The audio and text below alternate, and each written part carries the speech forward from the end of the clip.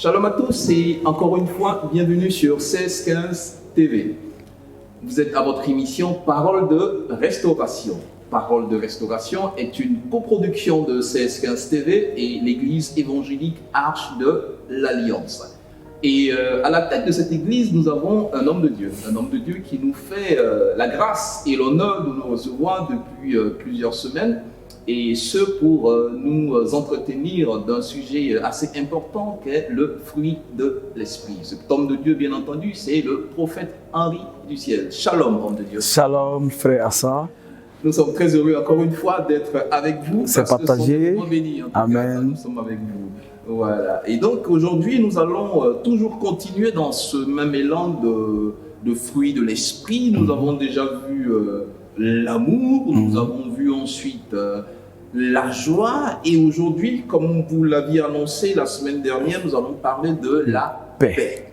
Homme de Dieu, on vous écoute. Aujourd'hui, je suis carrément spectateur, comme vous, ok?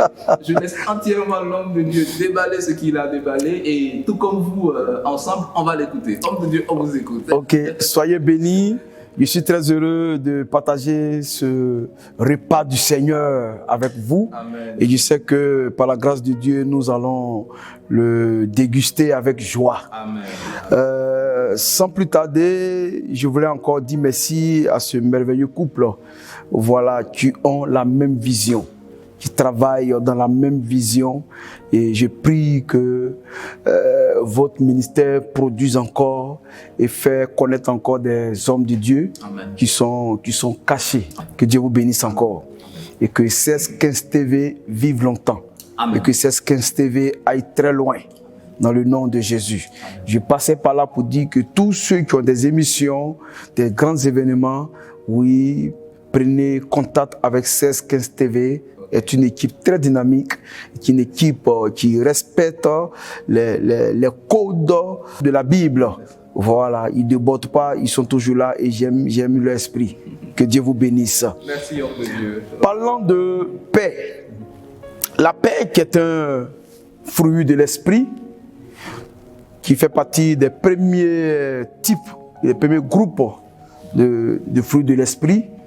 Et aujourd'hui, on va définir la paix, prendre la définition aussi de la paix de notre père fondateur, Feu Félix Feu-Boigny. Voilà, je commence par lui, je respecte sa mémoire, qui dit que la paix n'est pas un vain mot, mais cette paix est un comportement. Je m'appuie sur le mot comportement.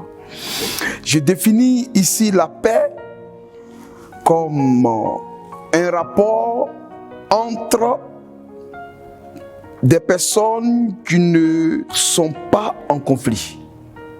La paix est un rapport entre des personnes qui ne sont pas en conflit. Je peux définir la paix comme l'absence des conflits, l'absence des guerres, l'absence du désordre. Bien-aimés, lorsque nous revenons dans la Bible, dans le livre de Jean, le chapitre 14, à partir du verset 27, qui dit ceci. Jésus, avant de partir, va donner des recommandations à ses disciples. Et il a prononcé deux phrases qui m'ont marqué, qui dit ceci. Je vous laisse la paix, je vous donne ma paix. Je ne vous donne pas comme le monde donne, que votre cœur ne se trouve point et ne s'alarme point. Regardons ce langage de Dieu. Il y a deux paix, mais deux différentes paix. Il dit, je vous laisse la paix. Avec l'article la paix. Et il prend maintenant un autre article possessif. Il dit, première phrase, je vous laisse la paix. Il s'agit de quelle paix? Et deuxième, je vous donne ma paix. Ça me fatigue. Donc ça m'amène à pousser. Et il répète encore, dit, la paix que je vous donne là, je ne vous donne pas comme le monde vous donne. Comment le monde donne sa paix et comment Dieu lui donne sa paix. Bien-aimés, plusieurs nations dépensent des milliards pour chercher la paix. D'autres achètent des armes nucléaires pour chercher la paix. D'autres dépensent des milliards pour avoir des armes pour tuer son prochain, pour rechercher la paix. Il y a des personnes, des pays qui font des conventions, qui vont dans des pays pour s'asseoir, pour faire des plénières, des colloques. Ils dépensent assez de centaines de millions pour s'asseoir, pour chercher la paix. Notre histoire récente en Côte d'Ivoire, lors de la guerre, nous avons parcouru plusieurs pays pour chercher la paix. Il y a eu Makoussi 1, Makoussi 2, Lomé, Accra, pour chercher la paix. Si je me pose cette question, où se trouve la paix pour que le monde en cherche tant et on ne l'en trouve pas? On dépense des millions pour avoir la paix. Bien-aimés, par la lumière du Seigneur, nous allons essayer de décortiquer ce message de paix pour que notre vie connaisse la paix, pour que notre ministère connaisse la paix, pour que notre destinée connaisse la paix. Une personne qui a la paix, on peut dire la paix du cœur. La paix du cœur est un état d'esprit. La paix avec Dieu est aussi un état d'esprit. La paix envers les autres est aussi un état d'esprit. Mais pour répondre à ce type de questions, nous allons travailler sur 4 piliers de paix. Okay. On est parti de dimension, on est parti de type. On dit nous sommes sur des piliers. D'accord, on y va. Voilà. Pour avoir une paix durable, il nous faut ces 4 piliers. La paix chez toi, la paix dans le pays, la paix entre frères et sœurs, la paix dans une nation, la paix entre 2 nations. Il nous faut ces 4 piliers. Et ces 4 piliers sont très importants. Et après avoir étudié ces 4 piliers, je me suis dit que ce sont ces piliers dont parle le président Houphouët-Boigny en disant que c'est un comportement. Okay. Oui, parce que si tu ne manifestes pas ce comportement, tu ne peux pas avoir la paix. Le premier pilier de la paix est la sagesse. Lorsque nous parlons de sagesse, je vais prendre Proverbe 19 à partir du verset 11. Il dit, l'homme qui a de la sagesse est lent à la colère et il met sa gloire à oublier ses offenses. L'homme qui a de la sagesse est lent en colère. Bien-aimé, pour construire la paix, le premier comportement, le premier pilier qu'il faut avoir un esprit de sagesse. La sagesse t'amène à ne pas trop parler. La sagesse construit la paix. La sagesse construit l'avenir.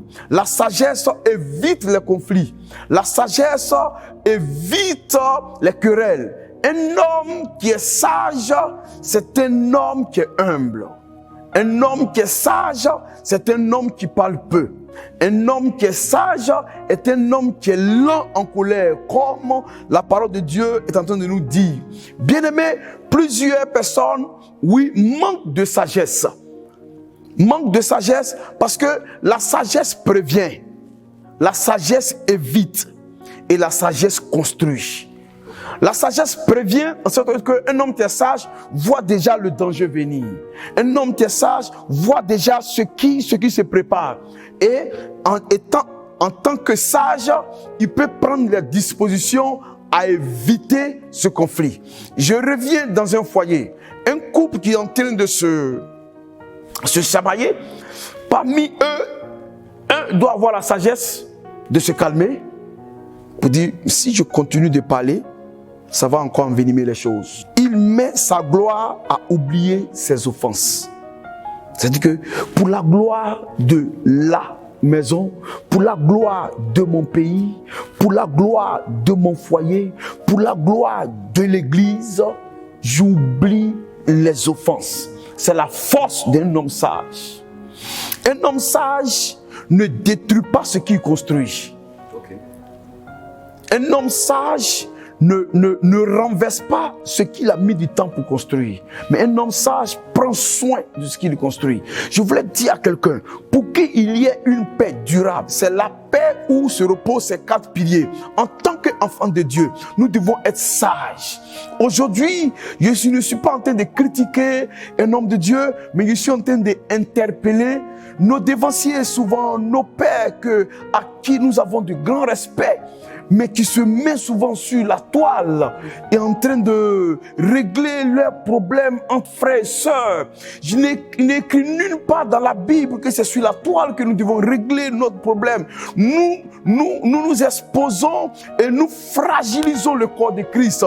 Et les personnes qui sont prêtes à accepter Jésus-Christ se disent, mais dis donc, si c'est comme ça, ça se règle, je préfère rester dans mon coin. Parce que des personnes veulent quitter le monde pour avoir la paix en Christ. Mais si déjà on a ce comportement, on manque un peu de sagesse. Et je prie que le premier pilier, oui, soit comme un esprit qui doit envahir nos dévanciers, nos leaders, nos modèles, afin qu'il y ait la paix dans le corps du Christ. Un homme sage ne livre pas. Un homme sage, oui, ne livre pas des secrets. Bien-aimé, on peut être amis et on s'est confié des secrets. La sagesse aurait voulu, même si nous sommes en conflit, on garde le secret. Hein? Ça, le monde le fait. Les partis politiques le font. Pourquoi nous les hommes de Dieu, nous les chrétiens, nous n'arrivons pas à faire ça? Oui, il y a des contrats, il y a des conventions que nous signons. Quel que soit ce qui va arriver, mais on ne se trahit pas. Vous voyez, des politiciens, ils font comme ça. Vous voyez, ils sont sur le terrain, ils amènent le peuple, mais après, ils se réconcilient. Parce que quoi? Ils ont signé des conventions sur une base pour dire on peut aller là, mais lorsque nous arrivons là, redonnons, asseyons-nous et puis allons-y sur une autre phase. Je vais aider quelqu'un, oui, à cultiver l'esprit de sagesse pour éviter des conflits dans nos églises. Un homme de Dieu sage peut bâtir une église forte. Un homme de Dieu sage peut rassembler ses fils autour de lui. Un homme de Dieu sage peut amener le monde, oui, les hommes, les orphelins, les veuves, les démunis, oui, à venir s'asseoir dans sa maison, dans sa présence. Oui, là où il y a la paix, il y a la joie. Là où il y a la joie, il y a l'amour. Vous voyez que ces 3 mots sont liés. On ne peut pas les dissocier. On ne peut pas les dissocier. Là où la paix se trouve, il y a l'amour. Et là où il y a l'amour, il y a la joie. Vous voyez un peu. Donc je veux amener quelqu'un à être sage, à développer ce premier pilier de la paix, qui est la sagesse. Le deuxième pilier, c'est la vérité. Il y a conflit parce que il y a trahison quelque part. Il y a conflit parce que quelqu'un n'a pas respecté sa parole. On s'est dit l'un à l'autre que nous devons respecter notre parole en nous disant vérité. Et on construit notre vie sur du mensonge. Et que demain, quand la vérité saute, vous voyez un peu, chaque personne, l'autre est prêt à tuer l'autre pour ne pas que sa vie soit exposée. Et nous partons à une guerre, nous partons à un désordre. Et Et le désordre envahit souvent l'église. Quand vous voyez deux pasteurs qui sont en train de se battre à la chair, ceux que ces deux pasteurs sont en train de cacher une vérité. Et l'autre, vous dit, si tu fais, je vais dire tout. C'est le conflit qui est parti. Prenons Jean le chapitre 14, à partir du verset 17. L'esprit de vérité que le monde ne peut recevoir parce qu'il ne le voit point et ne le connaît point. Mais vous, vous le connaissez, car il demeure en vous et il sera en vous. Je vous parle, je ne parle pas de la vérité là, mais je parle maintenant de l'esprit de vérité. Oui, Dieu, Jésus est en train de dire que l'esprit de vérité que le monde ne peut recevoir. Donc, si on veut comprendre, c'est dans le monde qu'il doit avoir la trahison. C'est dans le monde qu'il doit avoir le mensonge. C'est dans le monde qu'on ne doit pas se dire la vérité. Mais en Jésus-Christ, nous devons baser notre deuxième pilier sur la vérité. Pourquoi? Nous voyons souvent des frères et sœurs qui vont au mariage dont le fiancé n'a pas dit la vérité ou la fiancée n'a pas dit la vérité. Et lorsqu'ils arrivent dans le foyer, c'est là-bas qu'ils se découvrent et là, ça le clash. Il y a des personnes qui sont impuissantes et ils ne disent pas la vérité. Ils amènent la fille là-bas, ils disent non, on va gêner et prier. Mon ami, je suis pasteur, je suis sur les antennes et je dis, si tu n'as pas dit la vérité et que tu as laissé la soeur, que tu es rentré là-bas, qu'on est arrivé là-bas, qu'on découvre que, comment ça s'appelle là, cela est fait ainsi, que ce n'est pas au cours du mariage que cela est venu, que c'est avant cela, nous prendrons une décision et nous séparerons ce mariage. Que ça soit un sujet de débat, on va en débattre. Pourquoi? Parce qu'il a manqué de vérité. Hein? Oui, avant d'arriver au mariage, il y a un temps de vérité, il y a un temps de causerie. Ah, non, tu peux pas aller au mariage avec des imperfections.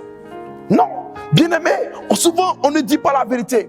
Quand on vient voir les pasteurs, on ne dit pas la vérité. Les pasteurs aussi ne disent pas aussi la vérité. Le mensonge a gagné l'église. Le mensonge a rempli l'église. C'est fait qu'aujourd'hui, on ne peut plus distinguer le bon frère et le mauvais frère. Parce que la trahison est partout. Un homme de Dieu ou bien un frère qui veut aider son frère pour dire, mon frère est dans le problème, prête-moi telle somme, demain je vais te rembourser. Quand demain arrive, il tourne sa veste, il commence à insulter. Voici pourquoi. C'est parce qu'il n'y a pas de vérité que les chrétiens se retrouvent au commissariat, en justice, dans les tribunaux du monde pour juger leurs affaires. Pourquoi? Parce que dès le départ, ils se sont mentis.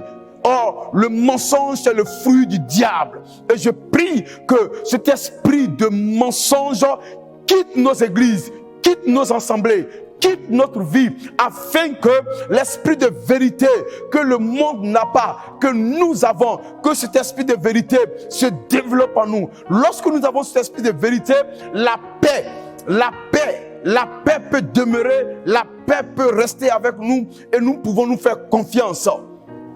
Bien-aimé, quand en tant qu'un frère, tu viens dormir dans la maison du frère, la nuit tu ramasses toutes ses affaires et tu t'en vas avec.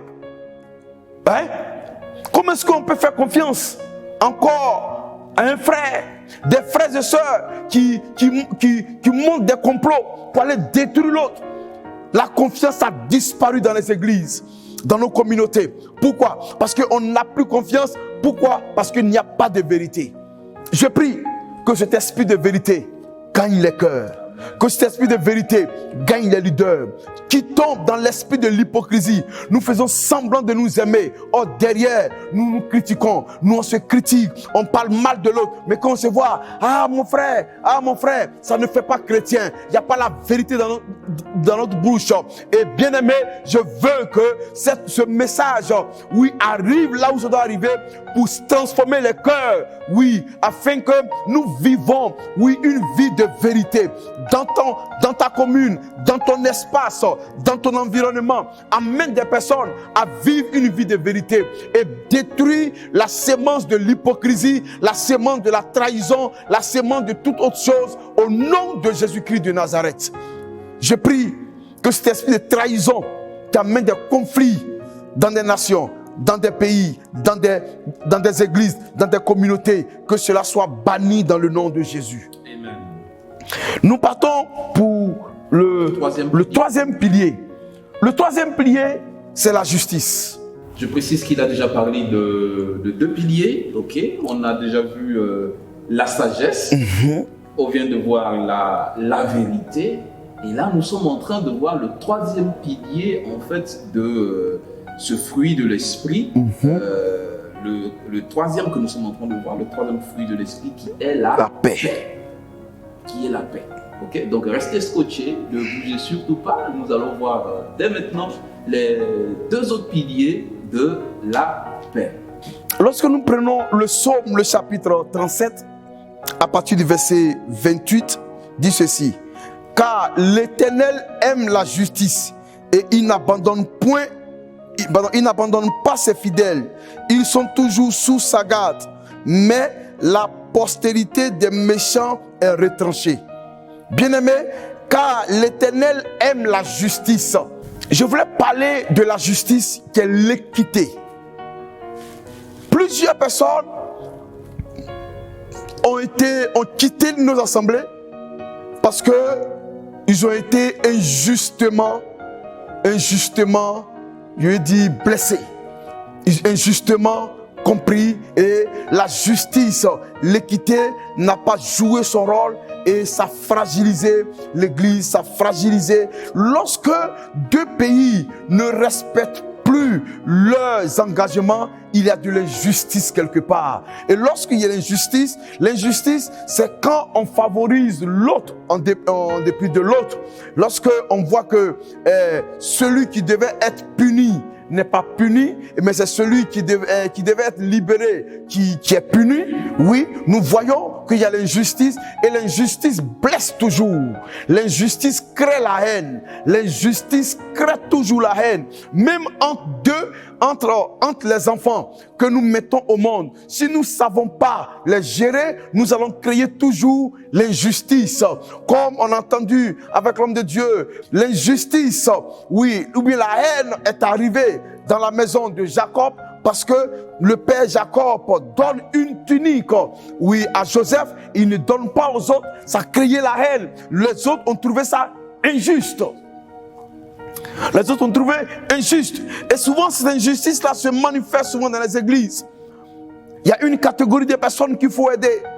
Il y a une catégorie de personnes qu'on ne doit pas aider. Ça crée de l'injustice. Je prie, bien-aimé, Dieu aime la justice. Marchons dans la justice. Pratiquons la justice. Et si nous pratiquons la justice, nous allons vivre une vie de paix, une vie heureuse. Là où il y a la justice, il y a la sécurité. Là où il y a la justice, il y a le respect des lois. Là où il y a la justice, il y a le respect de la parole. Dieu dit, lui-même, il veille sur sa parole pour l'accomplir. Cela veut dire qu'arriver quelquefois dans sa vie, oui, sa parole même, il s'est dit, sa parole coince. Mais comme il a dit qu'il est sa parole au-dessus de lui-même, la justice aurait voulu que sa parole se manifeste. Il dit, c'est un Dieu, il est miséricordieux. Voici pourquoi même quand tu pèches, quand tu reviens, à cause de ce qu'il dit qu'il est miséricordieux, il va encore t'accepter. Il respecte sa parole.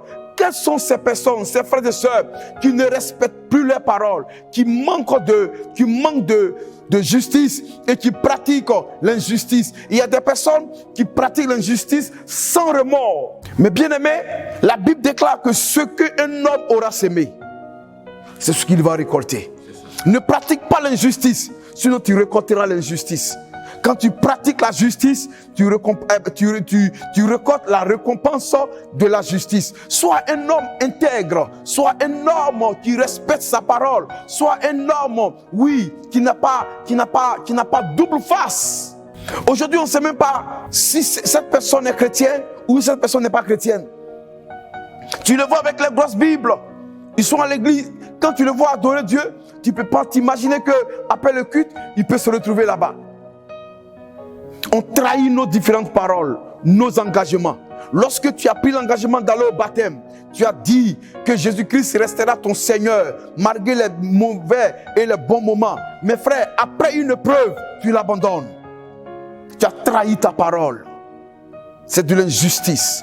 Je vais dire à quelqu'un, Dieu aime la justice. Enfants de Dieu, pratiquons la justice et Dieu nous bénira dans le nom de Jésus. Amen. Je voulais terminer avec le 4e pilier qui est le pardon.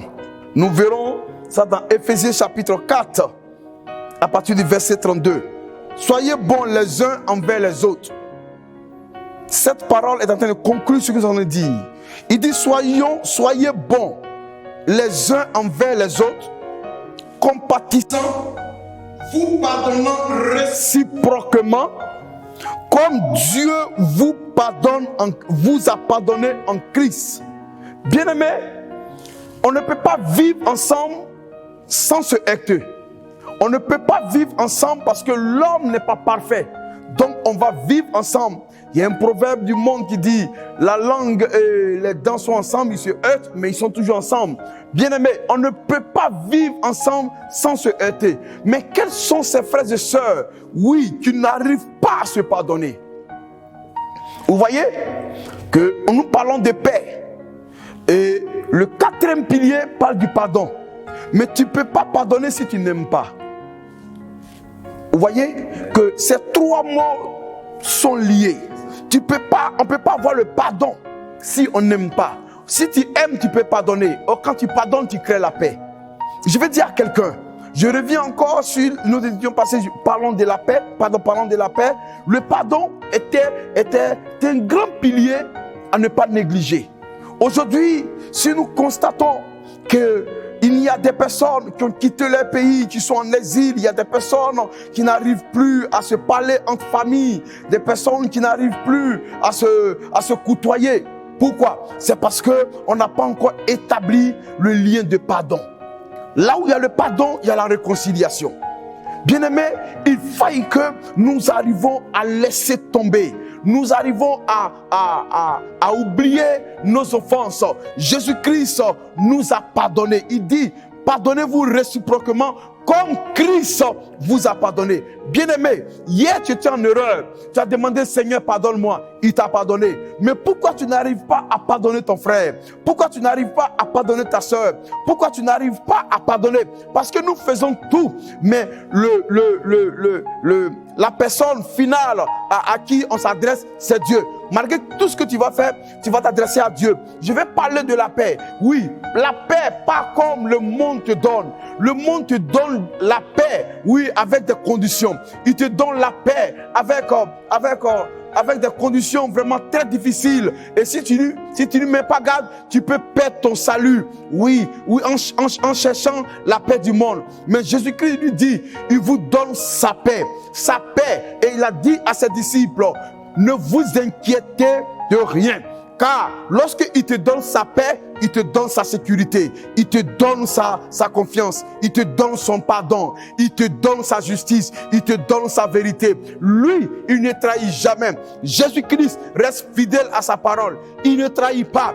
Toi, tu as coupé avec Jésus-Christ, cherche à avoir la paix avec Dieu. Une fois que tu as la paix avec Dieu, Dieu permettra que tu aies la paix envers les autres. Quand tu n'as pas la paix avec Dieu, tu es un homme qui est troublé, tu es un homme qui est déséquilibré, tu es un homme, oui, tu n'as pas de valeur. J'en profite pour te dire à quelqu'un, tu n'as pas la paix dans ton foyer. Oui, accepte Jésus-Christ de Nazareth, il te donnera sa paix. Tu n'as pas la paix dans ton travail, accepte Jésus-Christ de Nazareth, il te donnera la paix. Tu n'as pas la paix dans ta famille, accepte Jésus-Christ de Nazareth, il te donnera la paix. Tu n'as pas la paix dans ton travail, accepte Jésus-Christ de Nazareth, il te donnera la paix. Tu n'as pas la paix de jouir de tes finances, accepte Jésus-Christ de Nazareth, il te donnera la paix. Toi, tu me suis, si tu n'es pas chrétien, je suis de t'annoncer que tu as cherché la paix du monde, mais le monde t'a pas donné. Le monde t'a donné la paix en vendant ton âme, il te donnait la paix en vendant tes organes,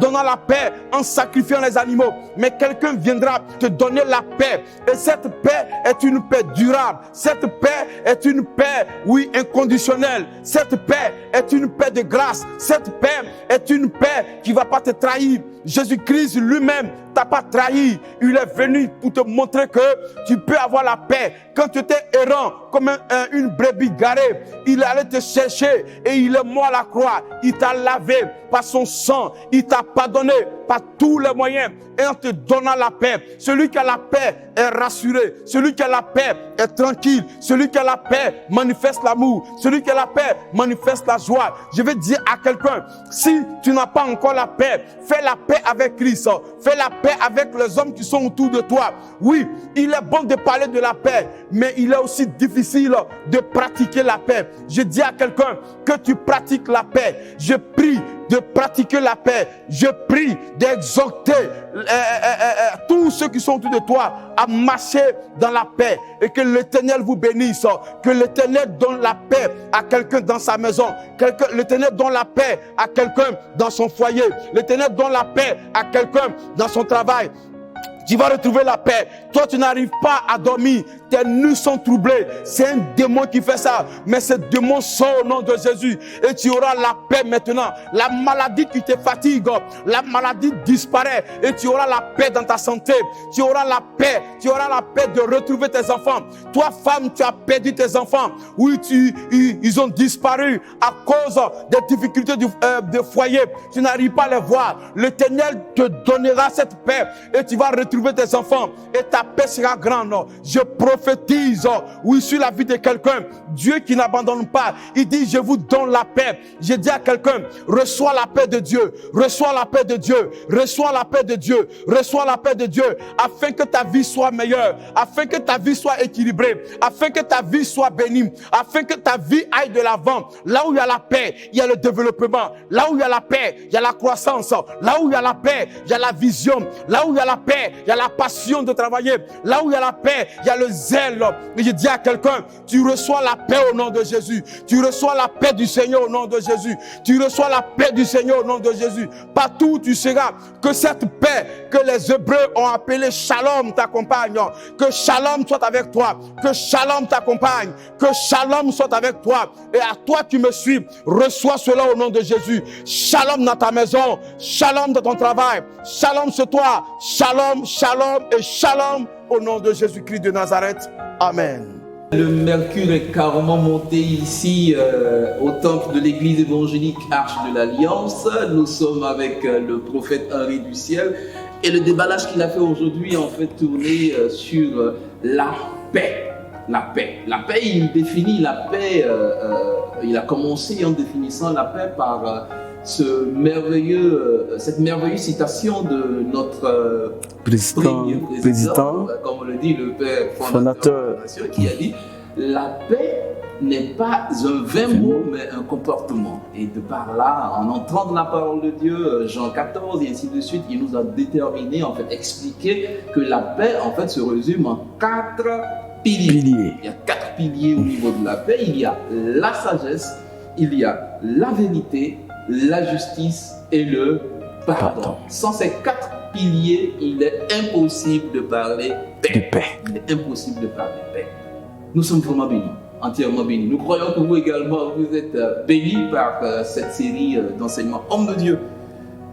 Je ne sais pas si je dois encore vous demander de nous dire quelque chose, mais en tout cas, nous voulons juste vous dire merci. Amen. Voilà, et vous laisser en fait le mot de la fin parce que là, le temps court entre nous et nous devons impérativement mettre fin à cette émission d'aujourd'hui. Est-ce que vous avez un mot à dire?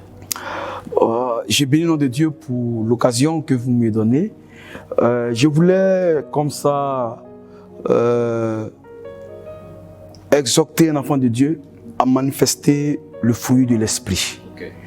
Et le premier groupe de fruits de l'esprit déclenche les autres. Une fois que tu as manifesté l'amour, la joie et la paix, les 6 autres vont suivre.